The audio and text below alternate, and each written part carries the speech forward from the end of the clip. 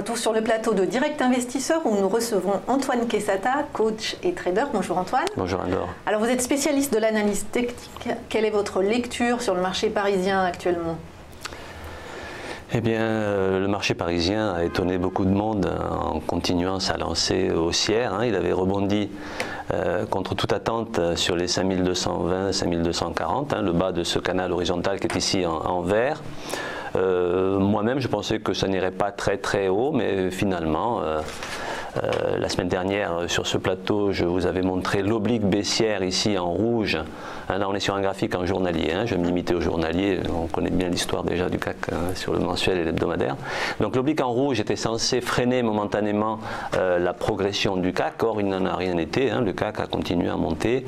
Et comme je l'avais laissé entendre la dernière fois, tant qu'il n'y a pas un obstacle majeur et le fait d'avoir franchi la moyenne mobile 20 ici et d'être sur cette oblique haussière, il était probable que le CAC retourne à ce moment-là sur le haut de la bande de Bollinger, qui est donc le fameux boyau assez large que vous avez ici. Et le haut de la bande de Bollinger, nous y sommes, qui correspondait lui aussi à la résistance horizontale des 5550 points. Donc théoriquement c'est une résistance, Maintenant, je ne vois pas de signal de retournement sur cette résistance, si ce n'est qu'effectivement il y a un coup de frein. Bon, je ne m'aventurerai pas à dire que cela peut continuer à monter. En tout cas, je ne vois pas de signal de retournement pour le moment. Donc, moi, je suis assez sceptique sur ce marché, puisqu'il monte sans aucune force, sans aucun volume, mais il monte. Donc, bon, ce matin c'est pas trop le cas, mais il faut dire que le budget italien y est pour beaucoup, donc ça baisse de 0,44. Oui, mais c'est normal que sur les 5550, sur cette résistance, il y ait de toute façon un coup de frein. Maintenant, est-ce que ça pourra se retourner pour de nouveau revenir sur ces supports?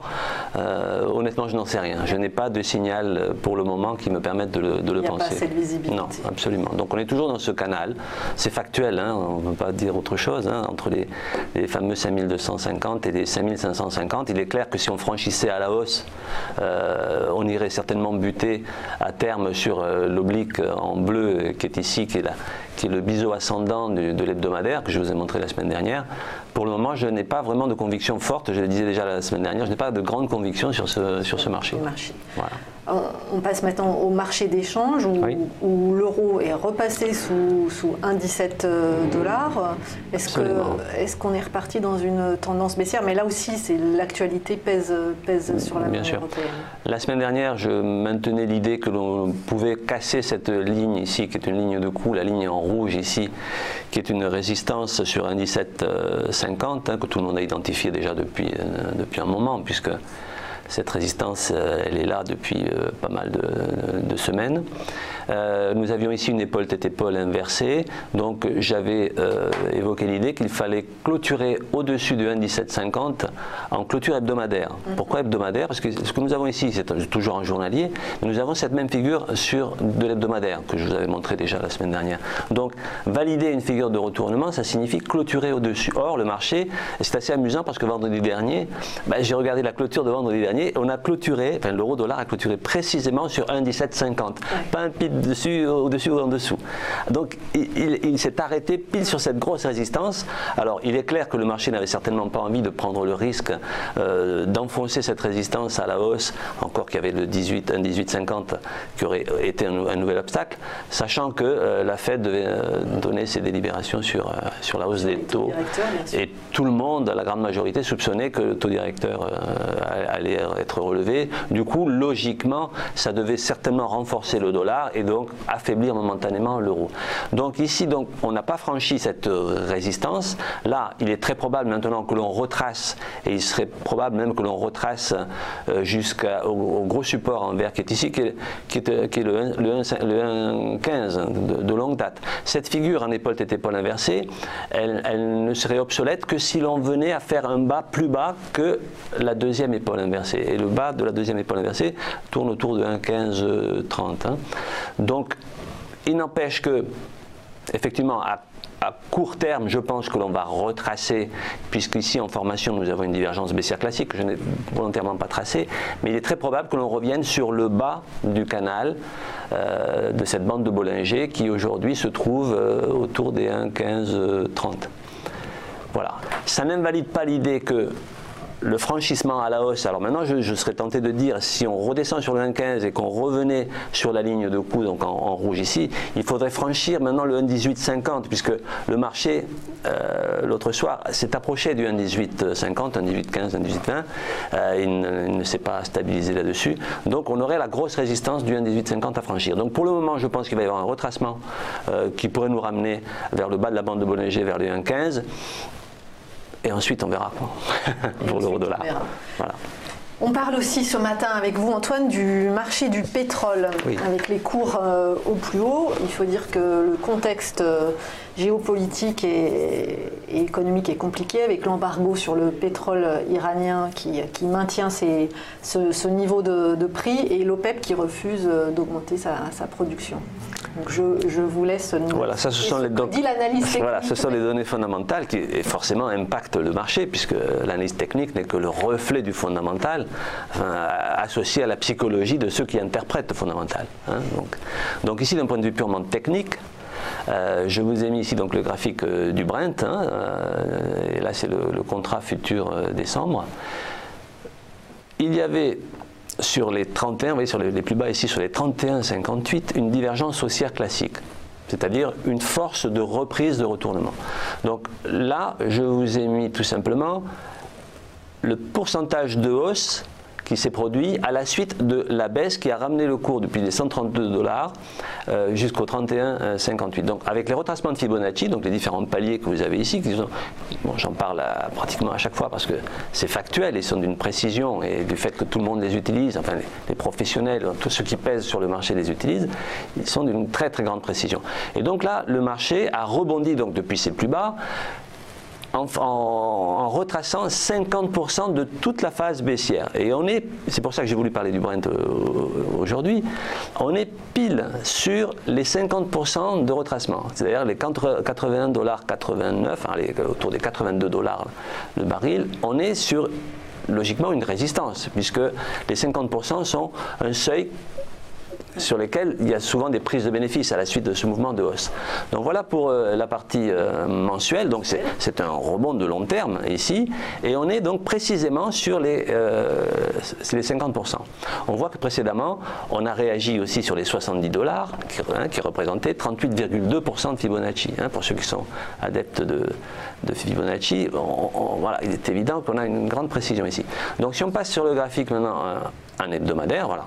Donc le reflet de l'hebdomadaire ici, bon, on est bien sur une tendance qui est haussière de façon factuelle. On voit les différents paliers que j'ai tracés sur le mensuel, donc les différents échelons en quelque sorte.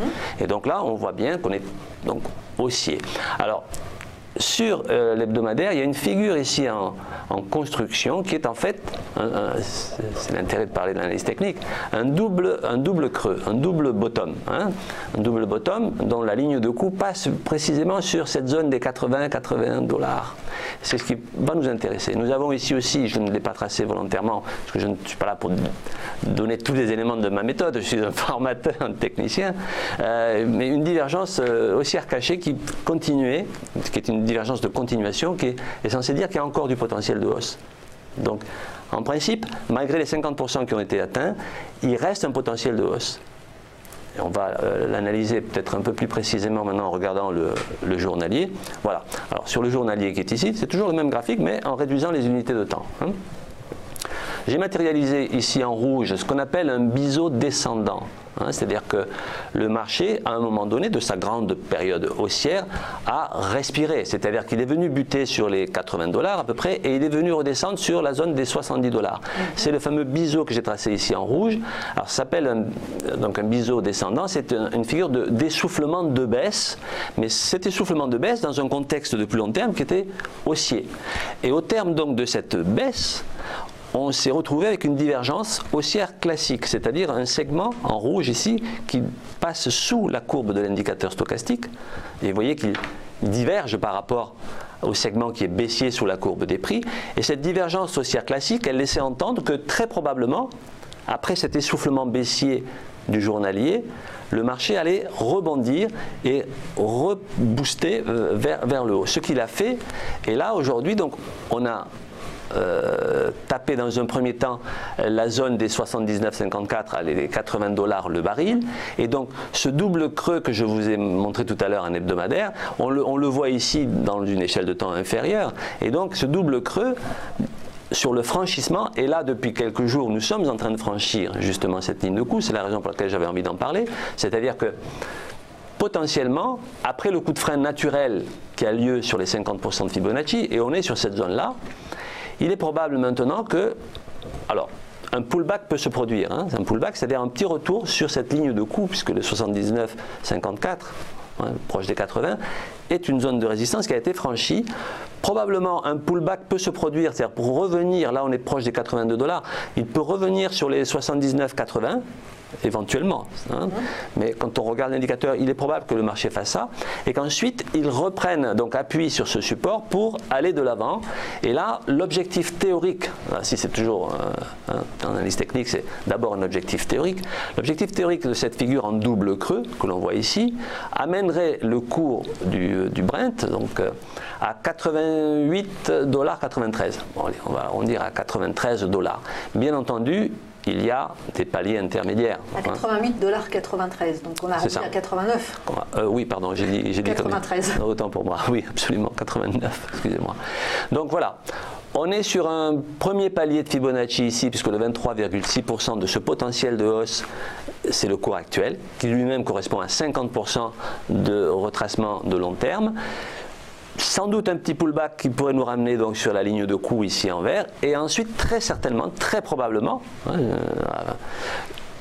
la hausse devrait se poursuivre et avec, comme je vous le disais, un objectif proche des 89 $ cette fois-ci. Hein. Alors, il y a toujours des coups de frein intermédiaires, de la même façon qu'on a eu 50% de retracement récemment sur la grande partie baissière. Il est très probable que dans un premier temps, avant d'atteindre l'objectif final des 89 $, que l'on s'arrête sur les 50% de cet objectif qui ici se situe à 84,25 $ et ou 61,8 $. Ces deux paliers de Fibonacci sont très proches et en même temps constituent vraiment une barrière sur laquelle en principe les investisseurs prennent des bénéfices. Donc dans un premier temps on pourra viser la zone qui est autour des 85 $ et ensuite celle de 89. Donc on est potentiellement sur une période où quelque chose pourrait se produire à la hausse. Donc une opportunité d'achat, le Brent, même au cours actuel. Absolument. Hein. Voilà. Merci beaucoup Antoine Quesada, coach, formateur et trader. Merci.